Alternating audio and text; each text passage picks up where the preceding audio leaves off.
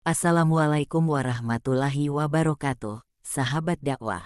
Semoga semuanya dalam keadaan sehat dan diberikan taufik serta hidayah oleh Allah Subhanahu wa Ta'ala. Kita berdoa agar senantiasa patuh dan taat terhadap segala perintahnya, serta menjauhi larangannya. Amin. Ya Allah, ya Robbal Alamin.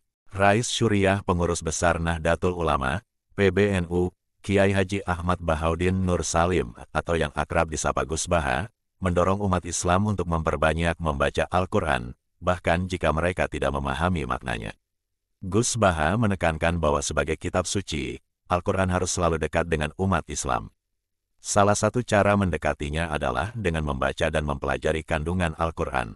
Membaca Al-Quran sendiri merupakan ibadah yang sangat bernilai, terutama di bulan suci Ramadan.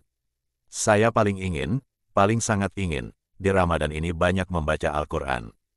Baik membaca secara qiraatan saja atau lebih, ungkapnya. Menurut Gus Baha, seseorang tidak perlu menunggu hingga paham arti dan tafsir Al-Quran untuk mulai membacanya. Karena membaca Al-Quran, meskipun tanpa memahami artinya, sudah dianggap sebagai ibadah. Ini merupakan salah satu bentuk pendekatan diri kepada Allah Subhanahu wa Ta'ala, terutama ketika menjadikan isi Al-Quran sebagai panduan hidup. Gus Baha melogikakan orang yang membaca Al-Quran tanpa memahami maknanya. Ia menjelaskan bahwa ketika seseorang membaca Al-Quran tanpa paham maknanya, orang tersebut tetap menyibukkan dirinya dengan kalamullah, firman Allah.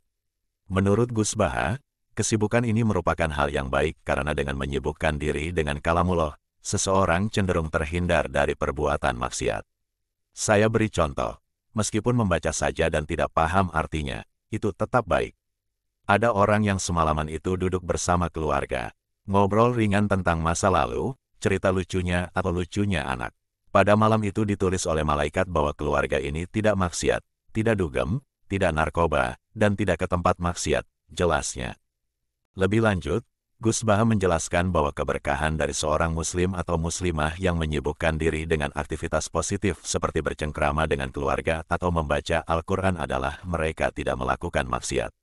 Ini sesuai dengan kajian ilmu usul fikih yang ia pelajari dari Al-Maghfurlah Kiai Haji Maimun Zubair. Menurutnya, salah satu kebaikan dalam agama Islam adalah meninggalkan kemungkaran, dan hal ini tidak memerlukan modal apapun. Gus Baha menekankan bahwa untuk mendapatkan pahala dari sholat, seseorang harus melaksanakan sholat. Untuk mendapatkan pahala dari haji, seseorang harus melaksanakan haji. Namun, ada kebaikan yang tidak memerlukan modal apapun, yaitu meninggalkan kemungkaran.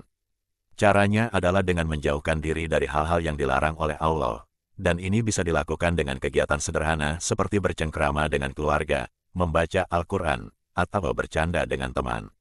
Sekalipun ada orang yang bertanya, kenapa membaca Al-Quran meskipun tidak paham itu mendapatkan pahala? Pertama, karena itu kalamullah. Kedua, sebagian kebaikan itu adalah meninggalkan kemaksiatan.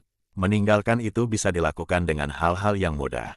Ini pentingnya ngaji. Saya ngaji usul fikih dengan Kiai Haji Maimun, abahnya Gus Yasin, katanya.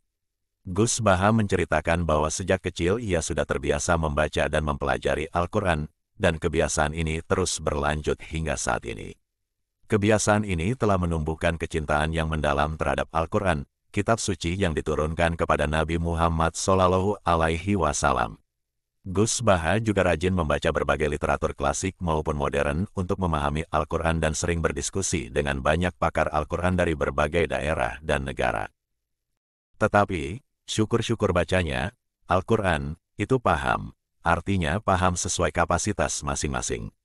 Saya mulai kecil hingga sekarang masih ngaji Al-Quran, masih belajar, juga masih terus mencari ilmu, ujar pengasuh Pondok Pesantren Tahfizul Quran LP3IA, Rembang, Jawa Tengah ini.